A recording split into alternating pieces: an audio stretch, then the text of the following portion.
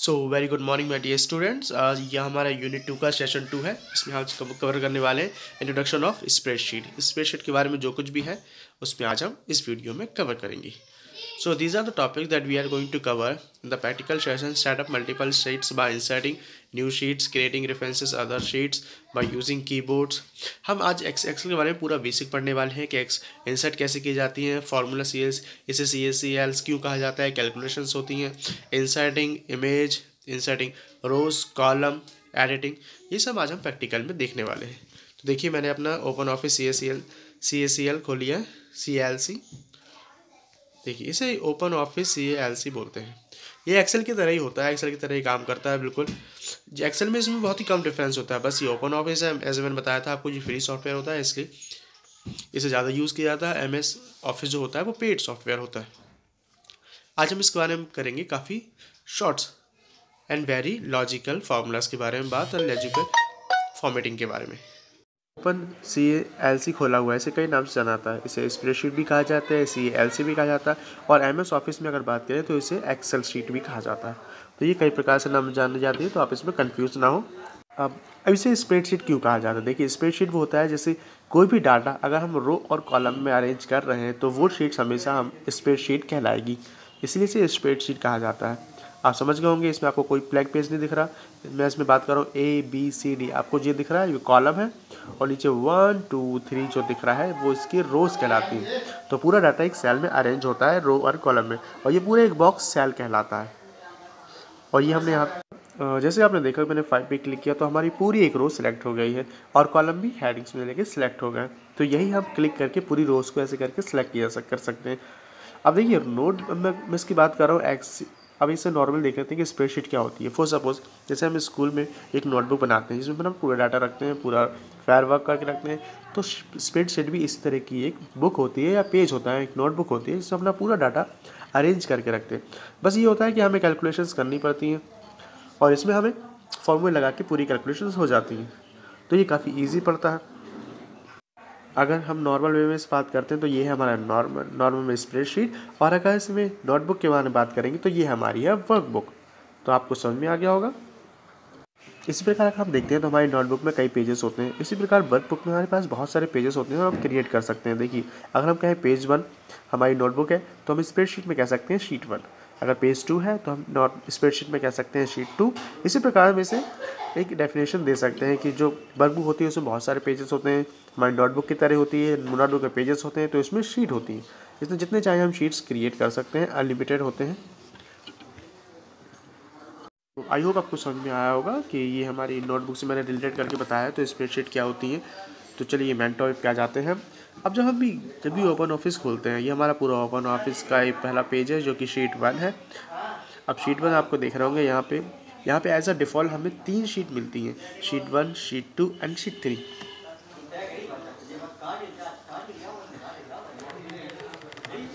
तो आप देख सकते हैं हमारा डाटा पूरा इस शीट के अंदर क्रिएटेड होता है, और यहाँ पे क्लिक करके हम कितनी चाहे शीट इसको कॉर्नर पे, यहाँ पे हम कॉर्नर पे क्लिक करके कितनी चाहिए मल्टीपल सीट्स एक एक करके बाय वन हम इसमें जितनी चाहे सीट इंसर्ट कर सकते हैं। लेकिन अगर हमें बहुत सारी शीट एक बार में इंसर्ट करनी हो तो हम क्या करेंगे? There are 3 ways to do this. हम इंसर्ट पे जाएंगे, पहले इंसर्ट पे जाने के बाद आपको ऑप्शन दिख रहा होगा शीट का, उस पर क्लिक करेंगे। शीट पे क्लिक करने के बाद देखिए इंसर्ट शीट वाला ऑप्शन यहाँ पे आ जाता है। पोजीशन का मतलब होता है आपको जो न्यू शीट इंसर्ट कर रहा है वो आपको आपकी जो डिफ़ॉल्ट शीट है उससे पहले चाहिए या उसके बाद चाहिए। जैसे शीट 1 है, शीट 1 से पहले चाहिए या शीट 2 के बाद। अगर मैं आफ्टर कर दूंगा तो शीट 2 के बाद आ जाएगा, बिफोर करूँगा तो शीट 1 से पहले। तो मैं इसे बिफोर शीट पे रखता हूँ, इससे पहले चाहिए हमें, यहाँ पे क्लिक कर देते हैं। यहाँ पे क्लिक करने के बाद देखिए अब यहाँ पे ऑप्शन है शीट, न्यू शीट्स। इस पर क्लिक करने के बाद, इस ऑप्शन पे क्लिक करने के बाद आपको एक न्यू शीट मिल जाएगी। नंबर और शीट यहाँ पे क्लिक करके हम जितनी चाहे मैं नंबर शीट को बढ़ा सकते हैं, और एक बार में जितनी चाहे नंबर शीट को इंसर्ट कर सकते हैं। लेकिन उस शीट का नाम हम सिलेक्ट नहीं कर सकते। नेम लिखा है शीट नेम, क्योंकि मल्टीपल शीट सिलेक्ट होंगी तो एक नाम आ जाएगा, तो एक नाम हम सिलेक्ट नहीं कर सकते। लेकिन हम सिर्फ एक शीट सिलेक्ट करेंगे तो हम नाम दे सकते हैं। देखिए एज अ डिफ़ॉल्ट शीट 4 आ रहा है, क्यों? क्योंकि हमारे पास 3 शीट तक क्रिएट है, और वो उसी के अगेन एक बार रीनेम करता जाता है, अरेंज करता जाता है उसी नामों को से आगे। चलिए, तो ये शीट हमारी 4 हो जाएगी, लेकिन अभी हमारे पास 3 शीट है, तो हम चौथी शीट क्रिएट नहीं करेंगे। फिलहाल आपको समझने के लिए था, इसलिए मैं इसे कैंसिल कर देता हूँ। चलिए, अब हम दूसरा एक तरीका देख लेते हैं और शीट करने का क्या होता है। किसी भी शीट पे अगर हम यहाँ पे जो लिखा है शीट 1, शीट 2, शीट 3, किसी भी शीट पे अगर हम राइट क्लिक करते हैं तो यहाँ के ऑप्शन आता है इंसर्ट शीट का। देखिए, इंसर्ट शीट पे अगर मैं क्लिक करता हूँ तो वही शीट हमारी फिर से ओपन हो जाएगी जो हमारा पहला ऑप्शन हुआ था। यहाँ पे क्लिक करके भी हम किसी भी शीट को इंसर्ट कर सकते हैं। ये वही फॉर्म है, लेकिन मैं यहाँ पे नहीं करता हूँ। देखिए, यहाँ पे शीट 1, शीट 2, शीट 3, यहाँ पे एक और ऑप्शन है। यहाँ पे क्लिक करके कोने में राइट क्लिक करके यहाँ से भी शीट को इंसर्ट किया जा सकता है। देखिए, फिर से वही विंडो ओपन हो गई है जो पहले हुई थी। तो ये 3 तरीके हैं जिससे हम किसी भी शीट को इंसर्ट करवा सकते हैं। मैनी शीट्स भी इंसर्ट हो सकती हैं और 1 बाय 1 भी शीट को इंसर्ट किया जा सकता है। दिस नंबर ऑफ शीट्स ये लिखा हुआ है, इसे यहाँ से देख लें। बिफोर और करंट वही ऑप्शन है, शीट 2, शीट 1 और शीट 3। इस पर राइट क्लिक करके शीट को रीनेम भी किया जा सकता है। ये शीट 1 है, ये शीट 2 है, ये शीट 3 होगी। आफ्टर बिफोर क्लिक करके हम शीट को बीच में और लेफ्ट राइट में भी क्लिक कर सकते हैं। इसको शीट को यहाँ से नाम भी दे सकते हैं। फॉर सपोज कुछ भी नाम दे देते हैं, माई शीट, और यहाँ पे ओपन करते हैं। देखिए, अब मैंने आफ्टर किया था शीट 1 के बाद, तो आफ्टर पे क्लिक करने के बाद माई शीट नाम से यहाँ पे आ गई। शीट 2 भी है, शीट 3 भी है और माई शीट नाम से एक न्यू शीट यहाँ पे क्रिएट हो गई है। और ये हमारी शीट 2 है, ये शीट 3 है। अब देखिए, इसमें मैं क्लिक करता हूँ, इस पर इंसर्ट करता हूँ। इसमें अब मैं करता हूँ, अगर इससे हमें पहले चाहिए तो हम बिफोर पे क्लिक करेंगे और बाद में चाहिए तो आफ्टर पे क्लिक करेंगे। आफ्टर पे क्लिक करने के बाद number of sheets, number sheet रख देते हैं हम 5। अगर हम 5 पे क्लिक करके देखते हैं, देखिए तो 5 शीट का क्रिएट हो जाती है। देखिए, शीट 5 क्रिएट हो गई है। 5, 6, देखिए पूरे यहाँ से देखते हैं एक बार।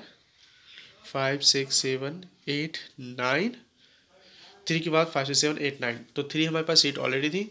4, 5, 6, 7, 8, 9 और शीट हमने पहले क्रिएट कर ली थी 4, 5, 6, 7, 8, 9, तो 9 शीट्स 5 शीट्स क्रिएट हो गई। इंसर्ट शीट पे एक बार क्लिक करते हैं, एक बार यहाँ पे एक्सेल फ्रॉम फाइल, अब यहाँ पे क्लिक करते हैं। ये ऑप्शन से क्या होता है, यहाँ पे क्लिक करने के बाद इस पे मैं एक जो ये ऑप्शन है फ्रॉम फाइल, ये काफ़ी इंपॉर्टेंट ऑप्शन है। इससे होता क्या है, अगर हमारी फाइल कहीं और है, कुछ दूसरे डॉक्यूमेंट्स में, और हमें इस फाइल में चाहिए वो फाइल, इस पूरी वर्कशीट में चाहिए, तो हम यहाँ पे क्लिक करके उस फाइल को ले सकते हैं। अब ब्राउज में जैसे मैंने क्लिक किया, इसके बाद मुझे यहाँ पे फाइल बहुत सारी दिख जाएंगी मेरे एक्सेल की, तो मुझे जो वो फाइल जो चाहिए, मैं किसी फाइल को भी यहाँ से सिलेक्ट कर सकता हूँ और हमारी इस वर्कबुक में हम उस फाइल को ऐड कर सकते हैं। देखिए, मैं अपनी एक फ़ाइल मैंने बनाई हुई है, मैं उस फाइल को रिज़ल्ट नाम की इसे यहाँ पे ऐड करके देखते हैं। जब मैं इस पर क्लिक करूँगा, ओपन करूँगा, तो ये मेरी फ़ाइल जो रिजल्ट शीट के नाम से 3 फाइलें बनाई हुई है मैंने, शीट 1, शीट 2, शीट 3, जो मेरी रिजल्ट की पुरानी फाइल है, वो फाइल यहाँ पे हमारे दिखने लगेंगी। उस फाइल को हम ऐड कर सकते हैं। इसे हम एक बार फाइल को देख लेते हैं कि उसमें मेरा डाटा कहाँ है। देखिए, मेरा ये रिजल्ट वाली फाइल है, रिजल्ट और ODS, ये मेरे रिजल्ट के नाम से फाइल बनाई हुई है। इसका जो डाटा आप देख रहे होंगे, ये है 1st, 2nd और 3rd। तो यहाँ पे 3 फाइलें यहाँ पे आ चुकी हैं। 3 फाइल आने के बाद मैं अब यहाँ पे एक ऑप्शन है लिंक वाला। इसका क्या काम होता है, अगर मैं अपनी पुरानी फाइल जो मैं लिंक कर रहा हूँ उसमें अगर मैं चेंजेस करता हूँ, तो ऑटोमेटिकली मेरी न्यू फाइल में जो डाटा ले रहा हूँ वो ऑटोमेटिकली चेंज होने लगेगा। मतलब यहाँ पे किया गया है चेंजेस, मेरी उस डाटा वाली फाइल में चेंजेस हो जाएगा। देखना, ये पॉसिबल होता है ऑल द पे हो तो possible just because the link option. तो लिंक ऑप्शन से हम ये कर सकते हैं। एक बार ओके करके देख लेते हैं। अब पूछ रहा है अपडेट ऑल लिंक्स, हम यस कर देते हैं। तो ये हमारा डॉक्यूमेंट जो है उस दूसरी फाइल से लिंक हो चुका है। अब जो हमारी जो पुरानी वाली फाइल है, अब हम इसे चेक करके देखेंगे एक बार कि हमारा अगर पुराने डाटा में चेंज हो रहा है तो न्यू डाटा में दिखेगा कि नहीं। उसके लिए पहले हम इस फाइल को सेव करके क्लोज़ करना पड़ेगा। हम न्यू फाइल को जो हमने बनाई है, जो हमारा डाटा है, उसे हम एक बार क्लोज़ करके सेव करके क्लोज़ करेंगे और एक बार उसमें चेक करेंगे कि हमारा जो पुरानी फाइल का डाटा है वो सेव चेंजेस हो रहा है कि नहीं। देखिए, मैंने इस फाइल को सेव कर दिया है। इस फाइल को मैं कोई से नाम दे देता हूँ, एक बार माई फाइल दे देता हूँ उसे। और देखिए, जिसको जो एक्सटेंशन रहेगा .ods है, मतलब ओपन ऑफिस डॉक्यूमेंट्स। तो ये एक्सेल में जो जरूर XLS होता है, लेकिन यहाँ पे ओपन ऑफिस में ODS ही होता है। इसे मैं क्लोज़ कर देता हूँ। अब मेरी ये पुरानी फाइल खुली है, माई फाइल के नाम से मैंने सेव कर दिया है। अभी मेरी पुरानी फाइल है, इसके मार्क्स के अंदर हम कुछ चेंजेस करेंगे। और फिर चेक करेंगे कि हमें जो न्यू फाइल में डाटा लिया है तो लिंक वाला फार्मूला काम कर रहा है कि नहीं, डाटा चेंज हो रहा है कि नहीं। चलिए मैं कुछ नंबर चेंज कर देता हूँ, इससे हिंदी के 90 कर देता हूँ, नेता की कर देता हूँ 90। अब इसको इस फाइल को भी सेव करना पड़ेगा हमें।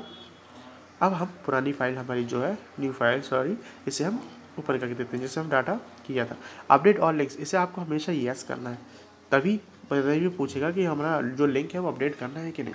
तो ये फार्मूला काफ़ी इंपॉर्टेंट है, आपको हमेशा इसे यस करना है, अदरवाइज़ वो डाटा आपका अपडेट नहीं होगा। तो मैं इसे यस कर देता हूँ। देखिए अब यहाँ भी यही पूछेगा द फाइल इज कंटेंट। अब वो बता रहा है कि इस फाइल में लिंक्स में कुछ चेंजेस हुए हैं, आपको वो रखना है क्या। देखिए मेरे पास पुराने जो नंबर्स हैं, देखिए 60 ही हैं, 88 है, 90, जो मैंने चेंजेस किए वो अभी नहीं दिखेंगे, लेकिन मैं जब इस पर यस पे क्लिक कर दूंगा तो ऑटोमेटिकली वो हमारे अपडेट मार्क्स यहाँ पे शो हो जाएंगे। देखिए 90, 60, 90, जो हमने 90 दो बार चेक किए थे वो यहाँ पे शो हो रहे हैं, मतलब ये लिंक रेफरेंस वाला ऑप्शन काम कर रहा है। डाटा लिंक करने के लिए दो शीट को आपस में ऐड करने के लिए, जो पुरानी शीट में अगर डाटा कोई चेंजेस करे तो न्यू शीट में ही वो डाटा चेंजेस होने लगे, यही काम इस लिंक रेफरेंस का, लिंक ऑप्शन का यूज़ होता है। तो ये काफ़ी इंपॉर्टेंट है। अगर कोई पुरानी फाइल है जिसमें मॉक वर्क कर रहे हैं, हमने कोई नई फाइल बनाई है उसमें चेंजेस होते रहे तो यहाँ भी दिखता रहे।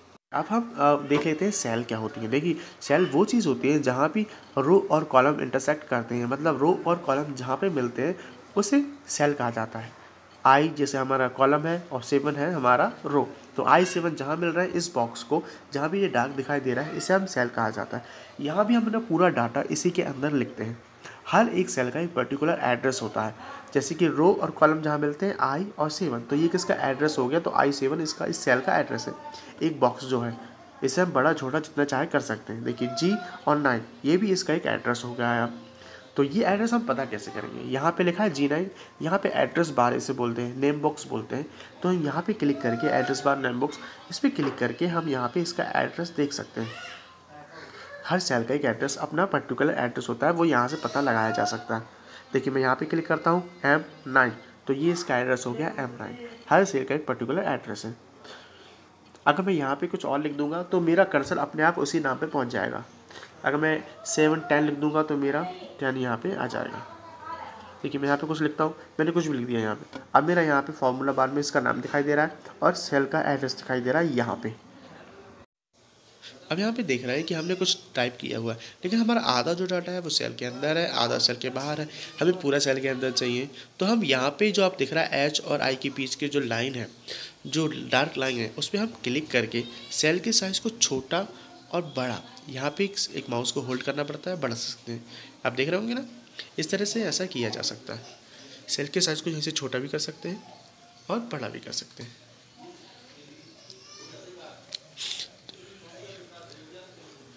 देखिए मैं यहाँ पे इसे करके और ये सेंटर में क्लिक किया जाए तो हमने साइज़ को इंक्रीज भी कर लिया है, इसे बोल्ड भी कर लिया, लेकिन इसमें एक प्रॉब्लम अभी भी है। अब इसमें बहुत से सेल्स बीच में दिखाई दे रहा है, तो हम इन सभी सेल्स को, जो हमारा डाटा है, इन्हें मर्ज करना पड़ेगा। मर्ज मतलब होता है बहुत सारी सेल को एक सेल बना देना। तो हमें F, G, H, I, J जो हमारा डाटा जा रहा है उन सेल को पूरा मर्ज करना होगा। तो मर्ज करने के लिए क्या करना पड़ेगा, इन पूरी सेल को यहाँ तक जहाँ तक हमारा सेल डाटा जा रहा है उस पर सेलेक्ट करना पड़ेगा, फॉर्मेट पे जाना पड़ेगा और यहाँ पे क्लिक करके आपको ऑप्शन दिख रहा है मर्ज सेल, इस पर क्लिक करना पड़ेगा। मैं जैसे इस पर क्लिक करूँगा तो मेरा ये पूरा इतना यहाँ जितना मैंने सेलेक्ट किया वो एक सेल में कन्वर्ट हो जाएगा। देखिए ये सेल मेरा पूरा एक ही सेल में कन्वर्ट हो गया है। तो हमने पूरी सेल को यहाँ पे मर्ज कर दिया, तो हमारी ये पूरी एक सेल बन गई। अब हमें कुछ भी डाटा लिखने में दिक्कत नहीं होगी। अब इसका साइज़ थोड़ा बड़ा कर देते हैं। ये हमारी हेडिंग हो गई है, हमारी IT है, टेक्नोलॉजी है, तो टेक्नोलॉजी क्लासेस हम यहाँ पे कर देते हैं। फिर यहाँ पे हम एक डमी डाटा बना लेते हैं जिससे हमें फार्मूला लगाने में आसानी हो। नेम, यहाँ पे एक सब्जेक्ट लिख देते हैं, फॉर सपोज यहाँ हम कर लेते हैं मैथ्स। यहाँ पे एक सब्जेक्ट देते हैं, यहाँ पे कर देते हैं साइंस, यहाँ पे कंप्यूटर, और यहाँ पे एक नंबर दे देते हैं नवनीत, और ये इसके कुछ मार्क्स दे देते हैं यहाँ पे 85, 88, और ये नंबर हम दे दिए हैं। अब यहाँ पे हम कर देते हैं टोटल, यहाँ पे इन सब नंबर्स का हम करेंगे टोटल। हमारे पास डाटा आने के बाद अब देखिए एक प्रॉब्लम आ रही है, हमें इस डाटा पूरा अरेंज करना। देखिए कोई लेफ्ट जा रहा है, कोई राइट में जा रहा है, हमें पूरा डाटा सेंटर में चाहिए, तो इसको बोलते हैं अलाइनमेंट करना। डाटा को अलाइन करने के लिए हमें पूरा डाटा पहले तो सिलेक्ट करना पड़ेगा, क्योंकि आप समझ गए हैं ना, हमें डाटा को पूरा सेंटर में रखना है या अच्छे से अलाइनमेंट देना है। इसे करने के बाद हमें प्रॉपर्टीज़ पे जाना होगा। प्रॉपर्टीज़ पे जाने के बाद यहाँ पे ऑप्शन दिख रहा है अलाइनमेंट का, अब इस पर क्लिक करेंगे सेंटर में, तो हमारा पूरा डाटा सेंटर अलाइन हो गया है। देखिए सब बीच में आ गया, और आप चाहें तो डायरेक्ट भी कर सकते हैं वहाँ से, एक फार्मूला कंट्रोल शिफ्ट और सी करने से। अब यहाँ पे देखिए हम एक फार्मूला लगाएंगे, हमें कुछ नंबर्स यहाँ पे जो दिखे हैं मैथ्स, साइंस और कंप्यूटर के नंबर जोड़ने हैं। देखिए एक्सेल में अभी तो आपको 3 डाटा दिखाई दे रहा है, लेकिन जब हम कंपनीज में काम करते हैं या किसी बड़ा डाटा निकालना पड़ता है तो उसमें बहुत सारे नंबर्स होते हैं, कैलकुलेशंस होते हैं, जिसमें हमें एवरेज भी निकालना पड़ता है, माइनस करना पड़ता है, डिवाइड करना पड़ता है, मल्टीप्लिकेशन करना पड़ता है। तो एक्सेल यही काम आता है, बहुत सी चीज़ों को आसान बना देता है, वरना हमें मैनुअली करने में बहुत टाइम लगता है। एक्सेल के फॉर्मूलेस की वजह से ही एक्सेल को बहुत पसंद किया जाता है। इसमें कैलकुलेशन बहुत आसान होते हैं, बहुत फार्मूलेज होते हैं। तो यहीं पे हम देखने वाले हैं छोटा सा फार्मूला, इनको जोड़ने के लिए हम कौन सा फार्मूला यूज़ करेंगे। एक्सेल में कोई फार्मूला लगाने से पहले इक्वल के साइन लगाना ज़रूरी होता है, एक्सेल और CALC में। हम यहाँ पे इक्वल लगाएंगे। अब हमें जिसका नंबर ऐड करना है 1 बाय 1 उस सेल को ऐड कर सकते हैं। देखिए मैंने इस पर क्लिक किया तो H7 लिखा गया। क्यों H7? क्योंकि इस सेल का रेफरेंस, हमने अभी बात की थी सेल रेफरेंस की, तो ये सेल का रेफरेंस है, सेल का एड्रेस है। H7 पे ये वाली वैल्यू लिखी हुई है 85, तो ये वैल्यू वहाँ पे सिलेक्ट हो गई है। मैंने प्लस लगाया, अब दूसरी सेल को सिलेक्ट कर लिया, I7 वो भी सेल एड्रेस है, फिर प्लस लगाएंगे और तीसरी सेल को हम सिलेक्ट कर लेंगे। इनको सिलेक्ट करने के बाद हम इंटर करेंगे तो इनका कैलकुलेशंस हो जाएगा, मतलब इनका सम हो जाएगा। तीनों सेल का हमेशा एड्रेस से दिखाई देता है। ये हमारा फार्मूला बार है, इसमें हम जो भी फार्मूला लगाते हैं वो यहाँ पे शो हो जाता है। देखिए इंटर करने के बाद यहाँ से वैल्यू दिखाई देगी, फार्मूला नहीं। अगर लेकिन इस सेल पे सिलेक्ट करने के बाद फार्मूला बार में सिर्फ फार्मूला देख सकते हैं। देखिए इंटर किया और यहाँ पे इसकी वैल्यू आ गई है 255, जो कि हमारा आंसर है, हमारा सम है। तो ये तो हुआ हमारा काफ़ी बेसिक फार्मूला या बेसिक मेथड किसी चीज़ को जोड़ने के लिए। अब हम रेंज के बारे में बात करेंगे। तो रेंज क्या होती है, अब देखिए पेन मैंने इक्वल लगाया, अब यहाँ पे एक फार्मूले का यूज़ करेंगे, दैट इज़ कॉल्ड सम, क्योंकि हमें सम करना है। अब देखिए यहाँ पे आपको सम फार्मूला दिखने लगा होगा, ये ब्रैकेट दिखा होगा, ये जीरो नहीं, ये ब्रैकेट है, open bracket and close bracket. अब हम इसमें क्लोज ब्रैकेट, इस ओपन ब्रैकेट लेंगे, उसके बाद हम रेंज सेलेक्ट करेंगे। देखिए अगर बहुत से नंबर्स होंगे तो जो ना हम एक एक करके सेल को सिलेक्ट करेंगे जोड़ने के लिए, हम पूरी रेंज सेलेक्ट करेंगे। रेंज क्या होती है, देखिए ये इसका डाटा जो हम स्टार्टिंग है नवनीत का 88 का, ये एज 8 पे है। जैसे मैं इसे क्लिक करूँगा एज 8, अब मैं इस पर क्लिक करूँगा जब, तो ये एक रेंज ले लेगा। इस पर क्लिक करने के बाद हमें छोड़ना नहीं है माउस को ड्रैग करना है नेक्स्ट डाटा तक, J8 तक हम ये पूरा सिलेक्ट करेंगे। ये अब ये पूरी हमारी रेंज कहलाएगी। ये पूरा डाटा एक बार में हम करके इसे ऐड कर सकते हैं या सम कर सकते हैं। ये हमारा इसने पूरा रेंज ले लिया। देखिए H8 फिर कॉलन लगाया फिर J8 तक, ये हमारा पूरा, इसे बोलते हैं रेंज सेलेक्ट करना। अगर बहुत सारा मल्टी डाटा है आपके पास तो एक बार पूरी रेंज सेलेक्ट करके आप इसे ऐड कर सकते हैं। इसमें हम करने के बाद अगर मैं क्लिक करूँगा इंटर, तो ये हमारा टोटल हो गया है। तो ये एक सम का फार्मूला है जो कि हम CALC और एक्सेल में भी यूज़ करते हैं जोड़ने के लिए। तो यही जो फार्मूला था सम का, जिससे हम किसी भी चीज़ को सम कर सकते हैं, नंबर्स को सम करने में हमारा यूज़ होता है। चलिए एक क्लास और देख लेते हैं कि हम किसी फॉर्मेट का इसका बैकग्राउंड चेंज करना हो या टेक्स्ट का कलर चेंज करना हो तो वो हम कैसे कर सकते हैं। यहाँ पे देखिए आपको ऑप्शन दिखा हो सेल बैकग्राउंड, इस पर क्लिक करने के बाद किसी भी सेल का कोई भी बैकग्राउंड हम यहाँ पे दे सकते हैं। बैकग्राउंड के बहुत सारे कलर होते हैं, ये सेल बैकग्राउंड के लिए होते हैं। इसी प्रकार टेक्स्ट को भी बैकग्राउंड में टेक्स्ट का कलर भी दे सकते हैं। देखिए यहाँ पे मैंने क्लिक किया, बस आपको सेलेक्ट करना पड़ता है सेल को। यहाँ सेलेक्ट करने के बाद यहाँ पे हम बैकग्राउंड भी दे सकते हैं। अभी अब टेक्स्ट को कलर देते हैं, यहाँ पे क्लिक करके हम टेक्स्ट को कलर दे सकते हैं। तो यहाँ पे टेक्स्ट भी कलर सकते हैं। तो आज के टॉपिक में इतना ही। Text see you in the next topic. I hope आपने कुछ सीखा है आज।